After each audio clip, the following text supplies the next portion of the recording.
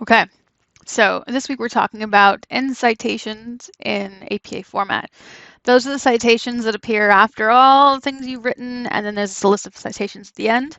If you're paying attention, in my weekly, uh, the slides that go with the weekly question videos, the very last slide is always citations, and that is end citations. Okay.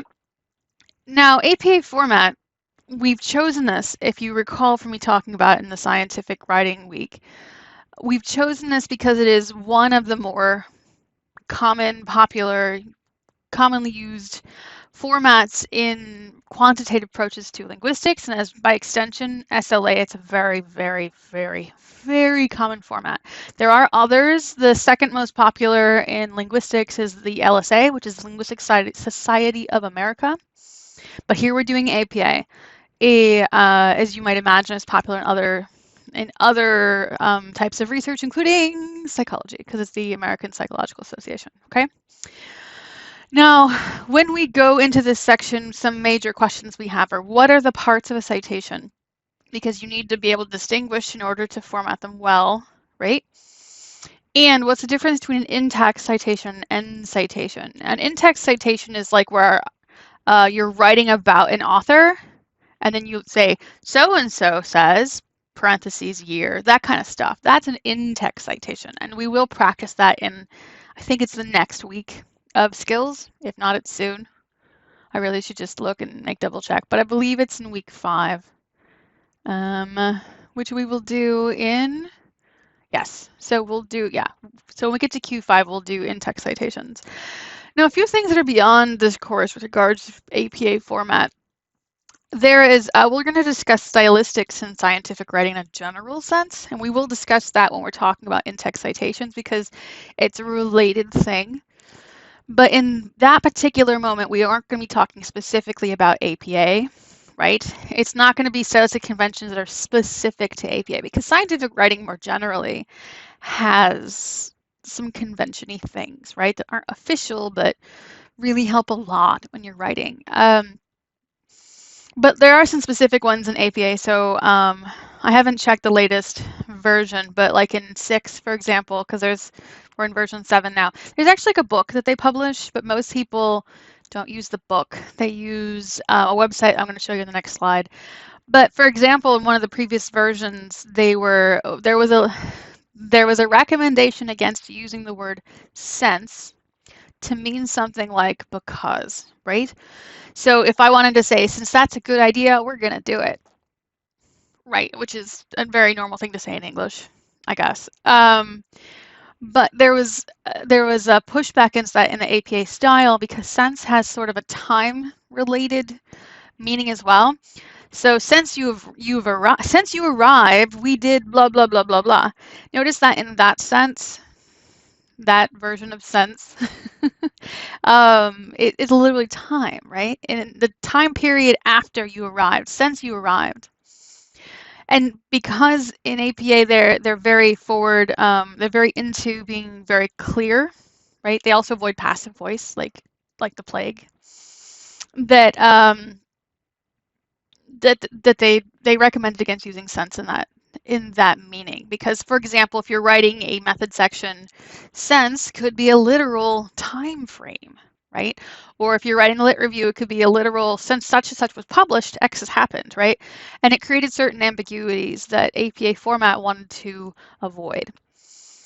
These are beyond what general scientific writing bothers to recommend. I mean, there are things to keep in mind, right? Clarity is a huge thing, but there are some broader issues that we will discuss, such as like using kind of strong verbs when you're writing and that kind of thing, and we'll discuss those things. But the specific ones, the APA, we won't. Now, when you're learning this section and the next section, if all else fails, Purdue OWL, which is an online writing resource, essentially, has a section dedicated to APA format. And I would say that there is not an insignificant amount of the population of researchers that will just jump over to Purdue OWL and look, as opposed to referring to the book. Especially because Purdue OWL will update based upon what the latest version is, as opposed to, well, I have a book and now I have to get a new book, like that kind of thing. Purdue OWL, because it's a writer's resource, actually is broader than APA. So when you Google Purdue OWL, if you Google Purdue OWL APA, you will get APA format stuff. They have a section on MLA as well, but I think they're very famous for their APA one, right? Because it's updated. And since we're on version 7, that's kind of important. Okay. But here's a link to the article citations, which is what's relevant to what I'm asking you to do in this course. Um, so Purdue OWL. So the part of a citation you're looking for when we're citing articles, and there are other types like books and stuff is a big one. Citing web pages is kind of in the kind of faux pas when you're actually scientifically writing. Citing corpus data, for example, might involve a website, but that's a really specific case, right? Because we want to cite peer-reviewed research when we're talking about scientific writing. We want to, and peer-reviewed means that I sent in an article or a book or whatever, and my peers, so people who are also experts in the field, sat around and read it and went, oh no, this second part is terrible. Go back and do it again. It's awful. It doesn't make any sense based upon what we know. And that's peer review. It's supposed to be done like double blind. They don't know who you are, you don't know who they are. And the editor sits in the middle and goes, look at these, let me just send them all these reviews. Oh, did they do it? Okay, great. So that makes for a higher quality of writing, research, and science to have peer review, assuming it's done correctly. So we are looking for peer-reviewed things, which for this class and classes like it are journal articles, potentially books or book chapters, okay? Definitely not websites. Definitely not Wikipedia. Peer-reviewed work, okay? All right, so in the parts of a citation, who wrote it, when did they write it, what is the publication? So what is the article or chapter or book called, right? This title is the title of the piece of writing, for example, the article. Contrast that with publication, which is the publication title, and that's where it's published. So if I publish in the journal Linguistic Inquiry, which is one of the premier syntax journals, my article would be title and Linguistic Inquiry would be publication. Journals have volumes in order to keep track of when it came out, and so you should figure out what the volume number is. There may or may not be an issue number. In fact, in this format, putting down the issue is optional because A, it's not always existing, B, it might not be available, and it's not necessarily as important as volume number because you're going to have page numbers once you're in there. So issue is optional, but if it's there, it's really good to include it because it simplifies the process of finding the article later, right? So imagine you guys, as I said, I think I said, when I do the weekly presentations for this class, right, Q1, Q2, Q3, whatever, at the end I have a slide of citations. And if you wanted to go find one of those because I cite someone and they say something crazy or interesting or whatever, you go, I'm going to go look up that article. You may find it if you go into Google Scholar, not regular Google, Google Scholar, please. Google Scholar and type in the title. You might find it. Or you might type in the author and the year, and you might find it. But sometimes you come up empty-handed and you go, okay, how do I find this? Or it's on Google Scholar, but you don't have access to it. So you end up going to our library and using things like publication and volume, issue, page numbers, whatever, to find that article. And so it becomes really, I'm sorry, the last thing here is page numbers. So it becomes really important to have that information in case someone needs to go and find this later. Right? So that's the purpose of this.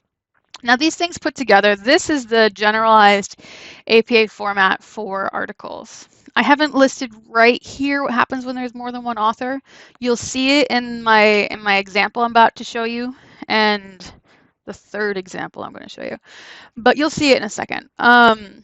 Basically it just replicates like this with an extra comma and an ampersand. Ampersand's the little, let's see if I can do it backwards, this guy. Right, the little curly thing that means and. But it looks like this, okay? Last name, comma, first initial. If you have two, you just list it like if first initial. If this person's name was first, middle, last name, it'd be F dot M dot. Some people really like to include their middle initial. It's a preference thing. Parentheses year. right? Dot, title of article in normal font, dot, title of publication in italics, comma. Guess what? That stuff matters. Comma versus dot, or italics or not. Sorry. Issue is also italicized. Volume, if it appears, is regular in parentheses, comma. The comma is there regardless of whether volume is there or not. And then the pages. Okay. All right. So I recommend you pause that and jot this down for the practice also because you're going to be referring to it for the rest of this. I guess you could have the slides as well. Referring to the rest of this for the examples we're going to do. Okay. So with this that you've either paused and jotted down or are looking at in the the slides that I've posted. Oh yeah, be careful with italics punctuation. I told you that. I want you to do this particular article in APA. We have Bill Van Patten and Teresa Cadierno. Van Patten is the same Van Patten from our book because in 90s SLA he's everywhere. He just was. So in 1993, they wrote an article called Explicit Instruction and Input Processing that came out in the journal Studies in Second Language Acquisition. The volume in which their article appeared was the 15th volume. It so happened it was issue 2, and these are the page numbers. Okay, so pause, boop, and I want you to do the APA citation. Okay, don't worry about the authors yet. I will show you how it's done, but let's worry about everything else first. Okay, pause. Okay, and now that we're unpaused and we've worked on this very hard, surely it should look like this. Ready? Van Patten, B, and Cadierno, T. We'll talk about the authors again in just a second. 1993, dot. Okay, parentheses and dot. Weird but true. Explicit instruction, input processing, dot. Italicized, studies in second language acquisition, comma. There's a lot more. There's this, it's like the second half is mostly commas and the first half is mostly periods, except for the period at the end. That's kind of a way to think about it, I guess. Here's volume 15 in italics. The issue number is there because we happen to have it, but it's in parentheses and not italicized, neither the parentheses nor the number, comma, page numbers, period. Okay? As I mentioned in passing already, both authors have the same ordering, right? So last name, comma, first name, dot. And there's an ampersand before the last one. So there's only 2, then that's what happens. But notice that there is a comma before the ampersand, even when there's only 2. Why? I'm going to say consistency, because when there's more than 2, they still have it. I think they're trying to be really clear about where the previous author ends and the next one starts. And they're kind of, going to excess for clarity. So just be aware. So there's a comma there. Okay, here's another example. Ready? Except for this time I haven't laid it all out. You have to look what's on this page and kind of figure out what's important, all right? So there's 2 like this. So let's kind of look this over together, and then I'll give you a second to pause and write this one as well. Okay, so the biggest thing I see on here is the title at the bottom, Exploring Stephen Krashen's I+1 Acquisition Model in the Classroom. Okay, there's a name under it. His name is Mark Payne. Okay, that little star usually tells you whether the person is, like, if they're the corresponding author or not. You can ignore it. Let's see, what else do we see? I see his affiliation down here, School of Education, but that wasn't important in APA, so we won't worry about it. If I go upwards, I see Elsevier and I see Linguistics and Education. And on the right, I see Linguistics and Education. And at the top, I see Linguistics and Education 22. I bet the journal name is Linguistics and Education. Elsevier, if you're curious, is actually the group that publishes a lot of journals. So you'll see that one repeated from time to time. And Science Direct, content list available at Science Direct. Science Direct is a repository. So if you're on the library website, Science Direct is one of those resources that will have access to a bunch of journals. But for what we're doing right now, not super important. But we've discovered Linguistics and Education, that is our journal. Great. Okay, so since I'm looking up at the top and I see Linguistics and Education, and I see 22, I'm going to say, well, that's the only number there that isn't a page number or a year. And I know that issues are optional, so I'm going to guess that's the volume. Okay, so I have author, I have title, I have publication, I have volume, I have year, I have page numbers. I have enough to do this, okay? So it's time to pause and do it. okay? And unpause, I assume, because you worked very hard. And I'm going to show you what it is. Ready? Oh gosh. All right. Hang on a sec. I could record this whole video again, or I can just show it to you here. All right, so it's Payne, M dot 2011, right? So here's parentheses and dot. Exploring Stephen Krashen's I+1 acquisition model in the classroom, dot. Italicized linguistics and education, because it's the journal name and they didn't use an ampersand. Notice this one is an and, right? Okay, linguistics and education, comma, because that's the end of the journal title. 22 is the volume, comma. So notice it's italicized and followed by a comma, regardless of the fact that there is no issue number here, right? And then the page numbers, okay? Yes, you notice I put it below for my comments to myself if I'm teaching this in the classroom. So, all right. So this is this example. We're going to do one more. Are you ready? And then it's going to be janky again. Yeah, I don't know why it's doing that. Okay. All right. So here's another one. You see Elsevier again. Don't let that scare you. All right. So take a second. Figure out if you can see what's important on this page, and then we'll talk it through, and then you'll do it. We're looking for authors, we're looking for title, we're looking for journal, we're looking for year, we're looking for volume and potentially issue, we're looking for page numbers. Okay. And I assume you'll pause if you need to. So authors, I see 3 of them down at the bottom. Shagar, Zhang, and Lo.